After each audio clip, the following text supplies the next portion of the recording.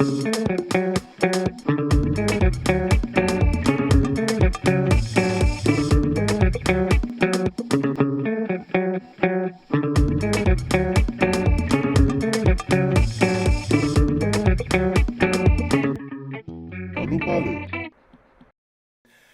everyone, welcome to Anupale, a show that is dedicated to educate, uplift, and connect all minorities from all over the globe through a Haitian point of view. So that's me. So let's get started and meet our first guest. His name is Bechir Sylvain. Bechir, how you doing, buddy? I'm good, man. Good to see you. I feel like I have to do like a dap or a handshake or something. Bechir, why don't you introduce yourself to us, letting us know who you are, what you do here in Los Angeles, and your connection to Haiti. Voilà. Bon, le nom c'est Bechir Sylvain. For all the Americans, Bechir Sylvain. I'm an actor, producer, writer, I guess. I mean, you know, nowadays you got to do all of it. You do? Born in Boston, raised in Haiti till I was 13. Both of my parents are Haitian. Went to St. Gonzague, Chery. But anyway, but yeah, I lived in Miami, went to school in Dallas, and now I live here and, you know, living the dream. Oh, wow. Okay, that's good. Yeah. Now, a lot of people don't know this about you, and I think it's important that they do. You actually started Munlakai. Yeah.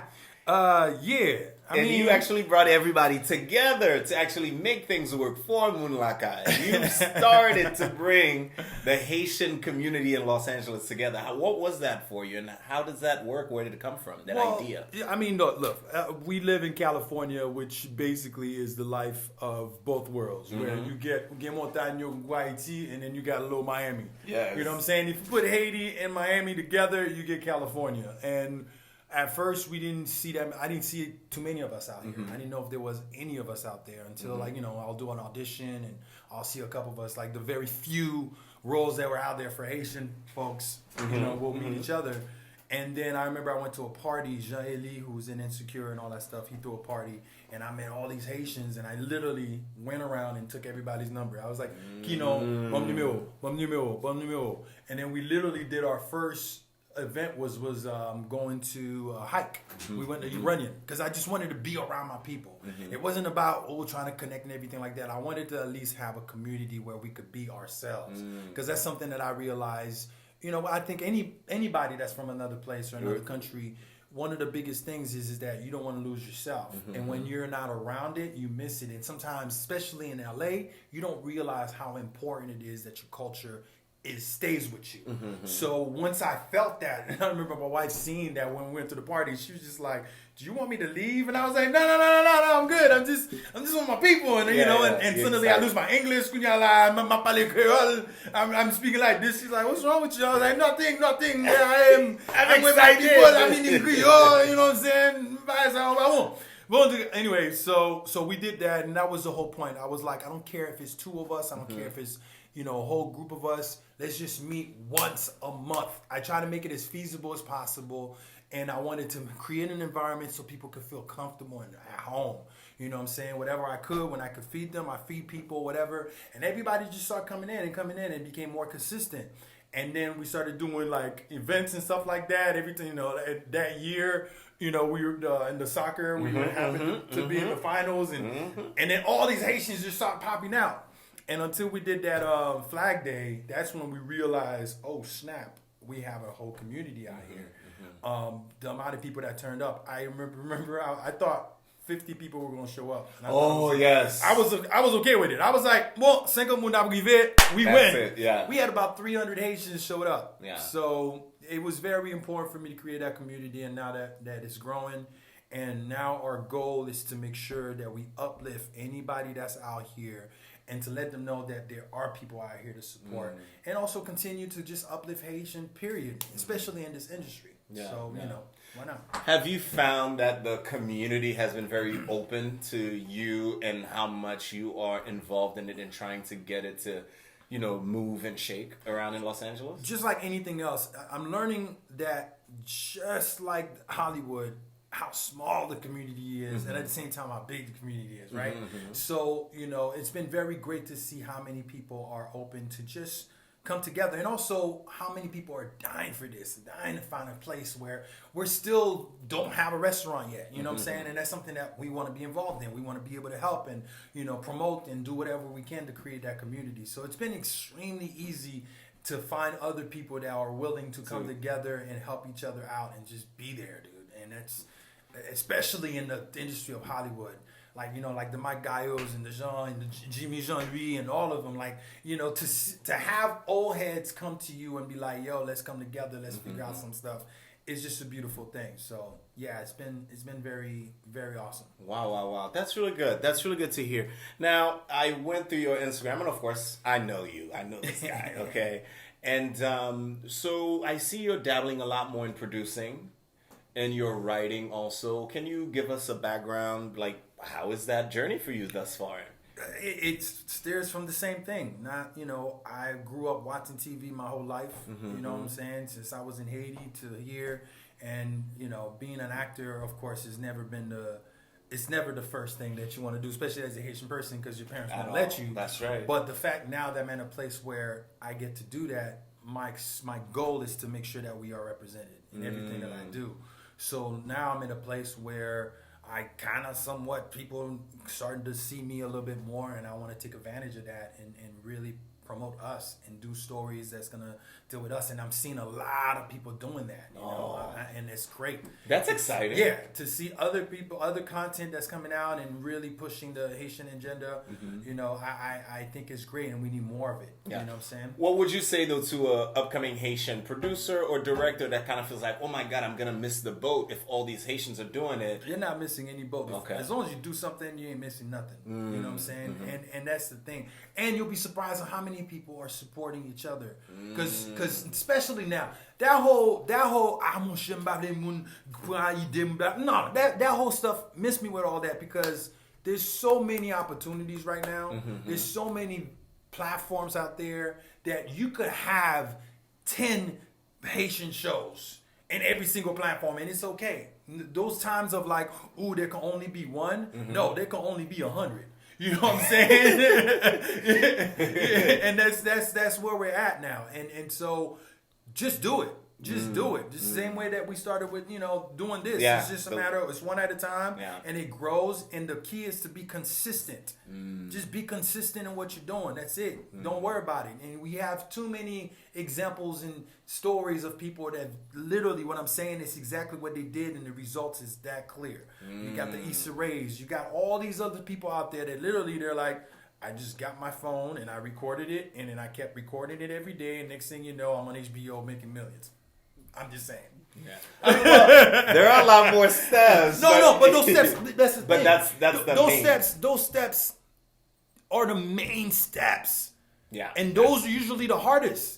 And that's what people think. People are like, oh, is that easy? Then do it then. If it was that easy, why aren't you doing it? That's right. But there's a reason. People always make excuses. Oh, I'm banging camera, I'm banging that shoes, I'm banging that shoes.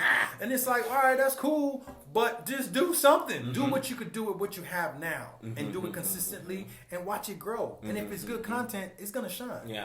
Okay, but then why would someone want to watch a Haitian story or many Haitian stories when they don't live in Haiti? Do you know what I mean? Like, do you feel like that could be a sentiment that comes out of, you know, having 100 Haitian shows? You're like, why the hell do we need to see this when we live in America? Why do we watch 100 white people shows? Why do we watch any shows, period?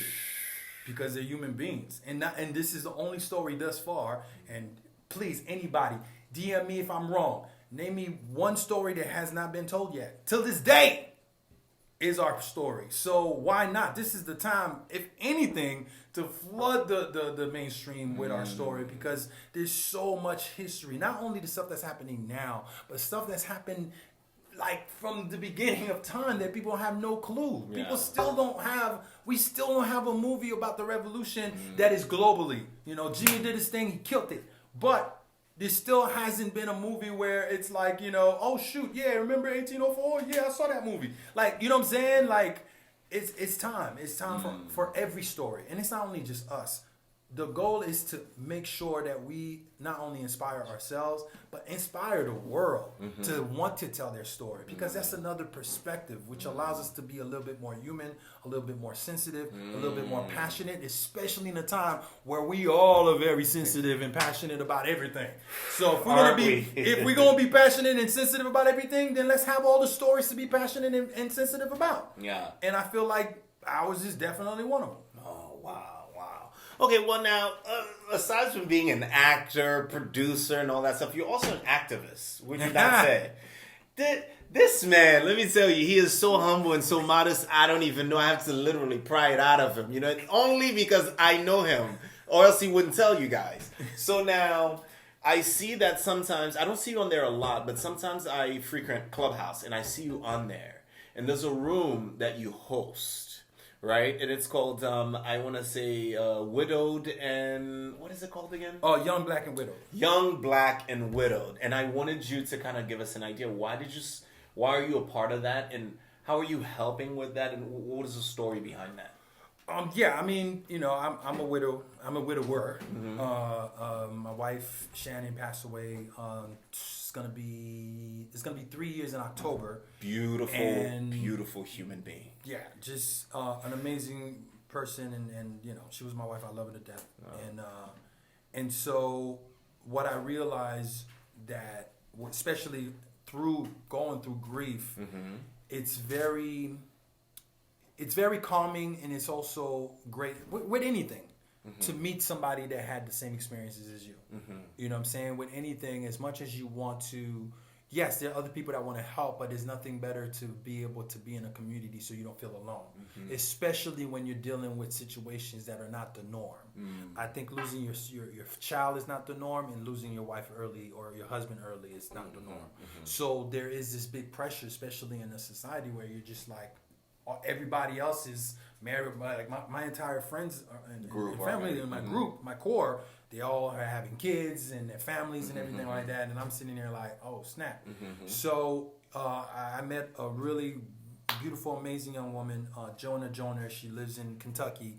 And a friend of ours, she was like, oh, you guys should talk. We had a similar exact story, except hers was a year earlier. She lost her husband. She has a kid. And we just started talking on the phone, and we saw how comfortable we felt with each other, and just to be able to just describe certain things that we wanted to, share stories. And so, when Clubhouse came out and everything like that, and we all have our Clubhouse stories where we stay up to 4 o'clock, 5 o'clock in the morning. Because it's so good. Sometimes it's so good. But I wanted to create a room where people meet each other where they are, because with grief, it's a very sensitive thing, and it's really hard to try to check in on someone that's going through some grief and know exactly where they are. And sometimes the person that's grieving doesn't want to put that burden on anybody else, especially if they don't understand it. So this group, this place is basically to invite anybody, especially with COVID, because so many people are losing people, to have a place where you could meet people exactly where you are and talk about where you are in the grieving process and give each other tips. There are people in the group that, they have newborns or older kids, and to hear them just share each other's experience and give each other notes and how to deal with this and that, man. I mean, every time, like, I'll have a bad week and I'll just go into that club meeting and I'm like, whew, it's like the AA for... Nice, yeah. We need it. We need it, yeah. And then specifically for the Black community, because therapy is something that we don't look at, right?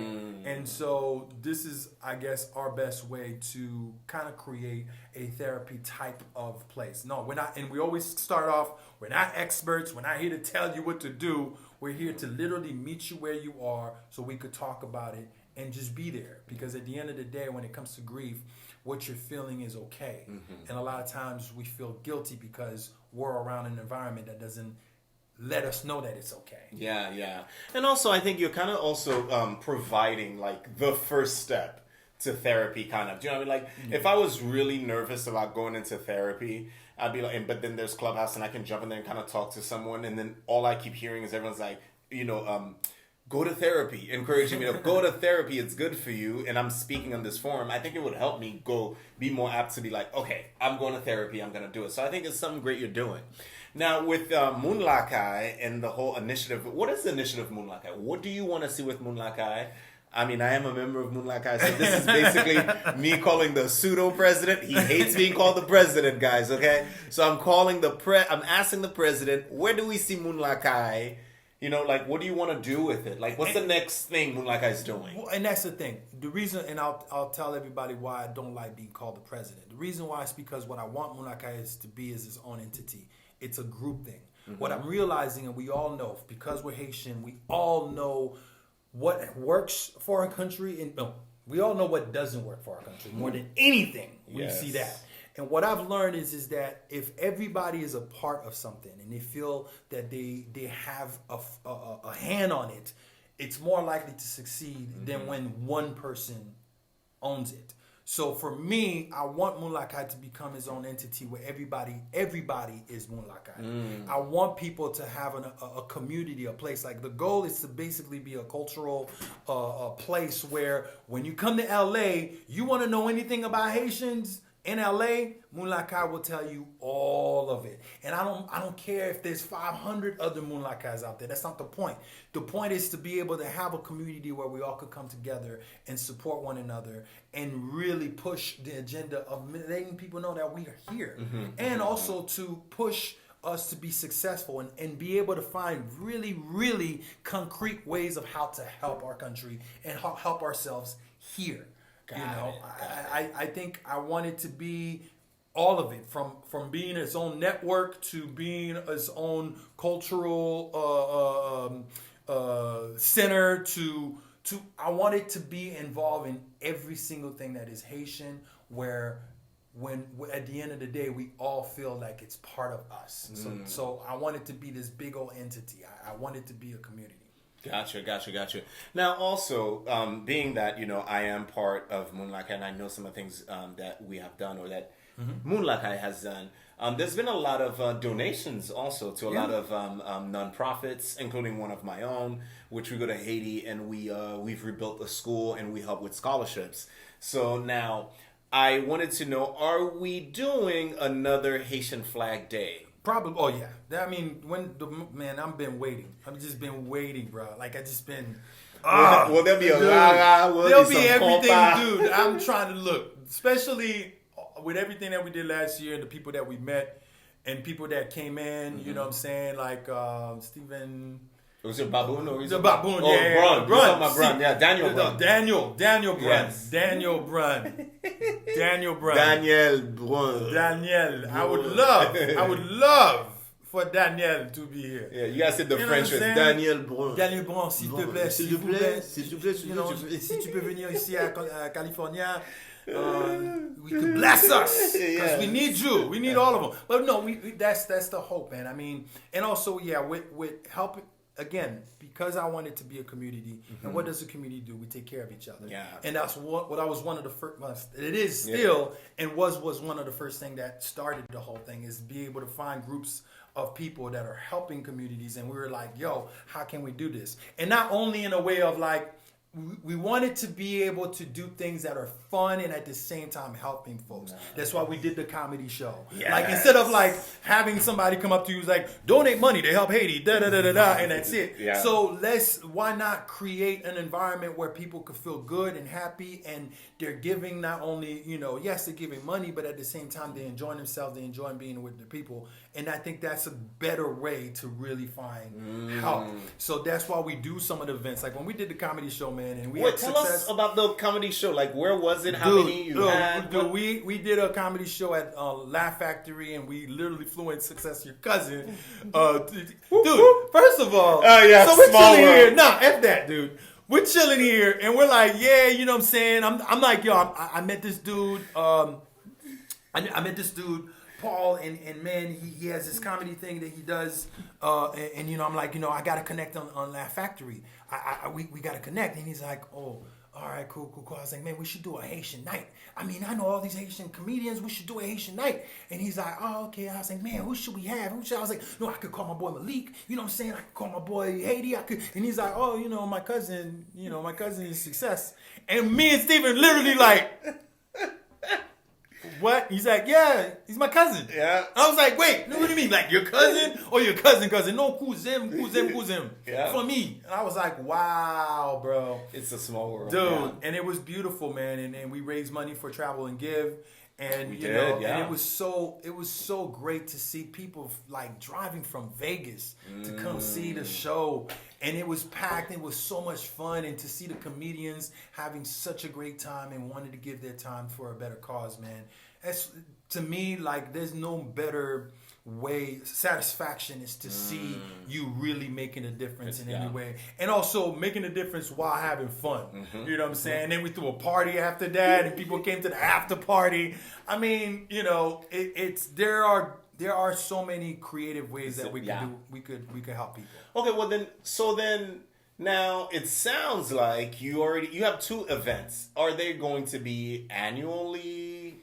Or are they going to be monthly? Like this comedy show thing, could it perhaps be something we do again and bring more comics in? Absolutely. I mean, that's the goal. The goal is to be able to, number one, have we're trying to find a space, a home. Once we find a home, like right now we're just going wherever we can. You know what I'm saying? And now it's just a matter of putting all the resources together and figure out ways where we could keep this going. Because at the end of the day, you know, things cost money. You know That's what I'm saying? true. And what's getting better and better is that more people are opening their places in their homes and, you know, or their resources to help us do these wonderful things. Because truly, you know, what I'm realizing with a lot of things that kind of start off here and then they kind of fall off is that people are not consistent, and people is the lack of resource, because only one person takes all the responsibility financially, and the next thing you know, they're like, I am out of money, I can't do this every time. And it's like, okay, but now that you have a community, you could stretch that out and really use the resources that you have to do the things that we need to do. Nice. You know, okay, so I'm gonna not pick your brain because I do that a lot. I'm going to basically, let's give each other permission for you to, I guess, let the audience know how you've helped me. A lot of times, sometimes, you know, I think about even doing the show, I get to the point where I'm like, oh man, it's not doing as well as I wanted to do. And it's hard to keep being motivated to keep doing it. And I know I'm supposed to be interviewing you. But what advice would you have for me when those thoughts kind of like creep in, you know what I mean? So anyone also in the audience, if you're young and you're doing something, you're starting and you're having insecurities about it, you know, let's say you have a TikTok, you know, and you're like, oh, it's not as clean as I want it, it's not as this, as that, and you're judging it. What do you have to say about it? You say it's all about consistency and keep doing it though. Yeah. I mean, and also it's just like, number one, you got to believe in yourself, man. Like, if anybody's gonna take you where you need to go, is you. You know what I'm saying? You can either have 1,000 people cheering for you, or you can have you cheering for you. But at the end of the day, who's doing the work? You. So you have to at least build the confidence enough to be able to understand that what you're saying is important, not only to yourself, but it's important. There's a reason why when we get motivated by doing something, there's that feeling. We all get it. And we're like, man, I just wanna do it, but I don't know how. Just do it. Yeah. And again, it shows every single time. Don't worry so much about the result. Be worried more about getting it done. Because at least from there, you could assess and adjust and go, okay, cool, I did it this way this time. I could do it this way differently, or keep it the same. But I think too many people are too worried about the expectation of what they're going to have than understanding the expectation of getting it just done. Like stop focusing on what is to come. Because what is to come, that's not up to you, and that's up to God. And I'm not going to apologize for being a God-fearing person. God will provide you with what you need. And if you could trust that there is something bigger than you that will provide you the stuff that you need, you just have to execute. Everything else, it's not even negotiable. Like the way we started the Munlakai, it started with literally 6 of us going to go climb a damn mountain. There was no expectation of becoming all of this. It was just like, all right, we just want to meet once in a while. That's it. And then by meeting and different ideas, and we just tried it. And next thing you know, we're this entity that at least some folks are like, oh, when it comes to California, Munlakai, they know who we kind of are. You know what I'm saying? And it's not about that. I'm not trying to be popular. I'm not trying to be millions and million folks. I want to expect one person. And I think everybody needs to figure that out. You are here as an example for somebody else, whether if it's 10 million, whether if it's 10 people, whether if it's one.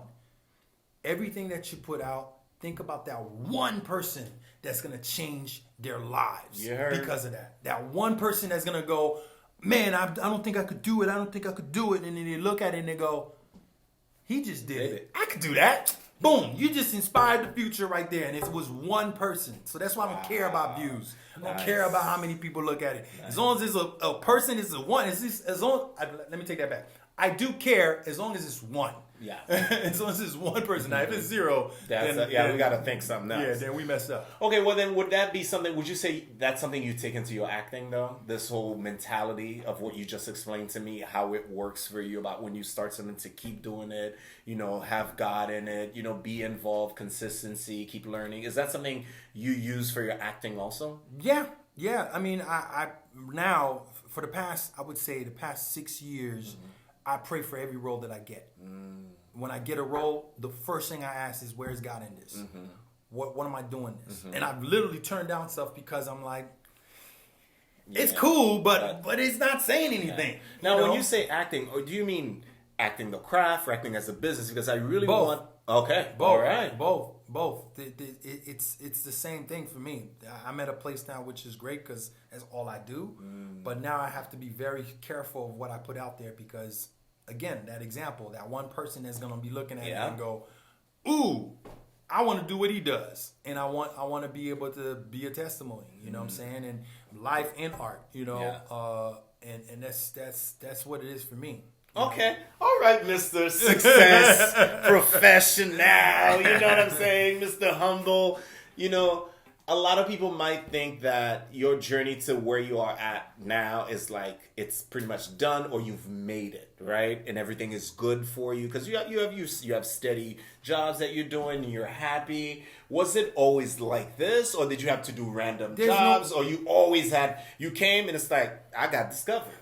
No, like I'm till this day, I will never be satisfied. Okay. I will never be satisfied where I'm at because there's so much to be done. It's funny. I was talking to a friend of mine, a person that I met in Atlanta when I was shooting Bigger, and he hit me up and he was just like, "Yo, man, how do you know when you're successful and blah blah blah and all that stuff?" And what I've realized, the moment success for me now, and it might change later on, but now. Looking back at it, success for me starts when I decided to say yes to this. Wow. The day I decided to be on stage, not getting paid for crap, doing community theater and going on stage and seeing everybody else and saying, I want to do this, that's the number one thing that I go back to and go, that was the beginning of my success. Because that everything else was already given. Yeah. I chose to follow my dream. I chose to follow the gift that God has given me. And therefore, the success part, as far as the world, as far as the material, as far as the money, that's going to come. But success starts when you make the decision of doing this for real, for real. That's what I'm learning now. Maybe 10 years later, I'll be like, hey, man, you know what? The thing I said about success is actually something else. Right now, it makes sense. Okay. All right. What's your best job and worst job you've ever had? Not in acting, though. So, okay, we're going to do best job and worst job, regular life, and then we're going to go to acting. Best job I've ever had in my life, period, is being a husband. That's like, damn. I can't even... Ladies, entre in a DM, no? Y'all better get into the DM. Nah. I feel like I'm like a... I don't think I need that. I feel like I'm a matchmaker. Everyone that's brother, hey, let me tell you right now, a brother is working on thyself, okay? So if you are going to go into my DM... business only. I mean, it's not business only. You got to be extremely patient because a brother needs to heal first because what I had was... beyond amazing, and it's hard to go from amazing to trying to compare to anything else. Yeah. So, but being a husband, it solidified what manhood or what just being a human being in this world. What God has provided us as human beings as far as how to be with one another. a husband has allowed me to do that, to be selfless, to be unconditionally loving someone, and to basically give everything that you can, not for the benefit of yourself, but to somebody else. Bruh, like you can't beat that. And that, because that is the biggest role, not only in my life, but also in my career, because that's what fuels my career.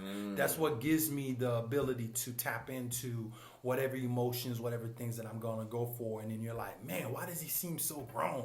It's because of the life experience that I had, and being a husband literally made me a man.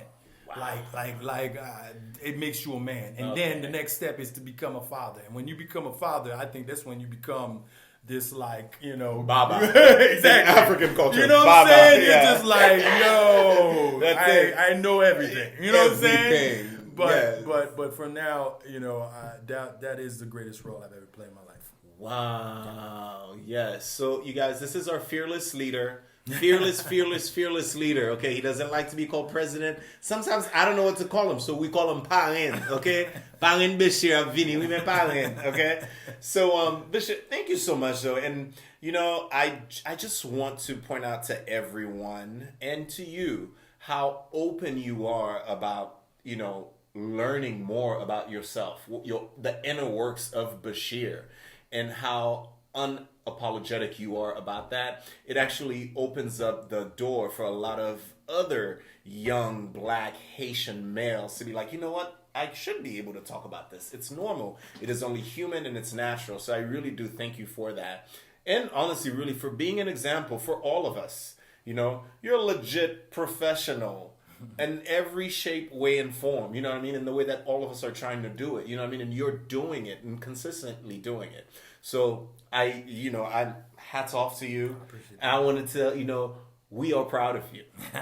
Okay. Now, as the president, we have some business I want to talk to you about. So I want to come up with this idea where I'm serious. No. So we are proud of you. I was thinking of doing like a we are proud of, like, have the initials and be a thing that we do in the Haitian community. When we are proud of them, we put it up, and that's a hashtag. That's who we are. So that's something to think about. No, and I think we do that. I think you know. I mean, we do it for birthdays, but yeah. I mean, you know what I'm saying? Our own acronym. We are proud of you somehow. You know, like WAY. We WAY. We are WAP. We are proud. I don't know. You know what I'm saying? Something. Hey, there you know, go. You're proud something of you. like that. Or proud of you. You know, or boy. Wappy. Yeah, exactly. Something. Male wappy. You know, something like that. I think, you know. Oh, that's funny. So, Mr. President, you think about that, okay? That's hilarious. But we are coming up to the part of our show that I love very much. It's called Creole Word of the Day. And I want you to tell us the word, use it in a sentence, and kind of, you know, give us a little bit about it. And since you are the president of Munlakai, he doesn't like to be called the president. And Anu Pale is a show for and under Munlakai. You're going to be closing the show out for us today. Closing out? How do you close out? I don't know, my shit. I mean, we got to close out the show. Okay, so we're going to hear him use the word, talk about it, let us know what it is. And then he's going to close the show out for us today. Hey! Every Haitian has to have a plant by him. This goes out to my boy. Take a picture Schmildt. With it too. You know, Schmildt wanted to keep us Haitian. Schmildt wanted to keep us Haitian. He said, nous besoin plant là. Plant là, c'est important. Faut mettre plant là. Yes, and our director, he fought for this plant. Okay? You're not Haitian if you don't have a plant next to you, my friend. The word of the day. Wow, bro. Oh, there's so many words, man. I just love Creole, period. But I'm not even gonna say a word. I think I came up with my own proverb. I kid you not. Every Haitian has a proverb. Okay. I think every Haitian creates their own. You know how you create a proverb by mistake? So I was chilling. I remember I was chilling with my cousin one day, and then I was driving and we saw a bird. And I almost hit the bird. Mm-hmm. And she's like, oh, monkey frappe zoiseau, no? And I literally said, zoiseau pas j'oublie zoiseau. And I bet you were like, oh, I'm brilliant. Zoiseau pas j'oublie que les oiseaux. And I was like, wow. And she was just like, I hate you so much. You're just like your dad. And I was like, man, that's pretty dope. And if it exists, I'm sorry. But if it doesn't, I know for a fact. I mean, I was there. I literally came up with that. But the more I think about it, more it's such an important thing, especially for the Haitian culture, because a bird never forgets that he's a bird. Yeah. Right? That's the thing. We can never forget who we are as Haitian people. You see, a bird doesn't wake up and says, "Am I gonna be a bird today? Am I a bird today? Am I a bird? Am I really a bird?" Hey, some days I wake up and I'm like, am I a human? Am I human today? I don't want to get up. But I'm talking about their natural instincts are bird. They don't have to think about being a bird. They just are. Yeah. And I think as Haitian people, we don't have to think to be Haitian. We just are. So whether you are a diaspora or you're a native natal, you are Haitian. So, oiseau pas jamblier que ces oiseaux liés. That's it. Boom. Boom. So thank you very much, guys, for coming here to New Nous parler. Nous parler. How do you close out? I don't even know how to close out. Man. You know what? I'll take over, please. There we go. And I just want to say, on behalf of Munlakai, on behalf of Nous parler, which he is both, and we are, thank you for coming, and thank you for showing up, for us, for this. Not just, for showing up, but really being an example of how to work with each other, and even through hard times. You know what I mean? So thank you so much, and we'll see you again. Yes, sir. All right. Woo-woo. Boom. Bye-bye.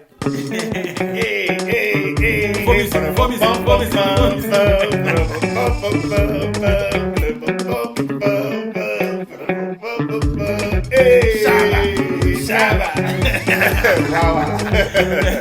All right, good. See, we gave you all of that.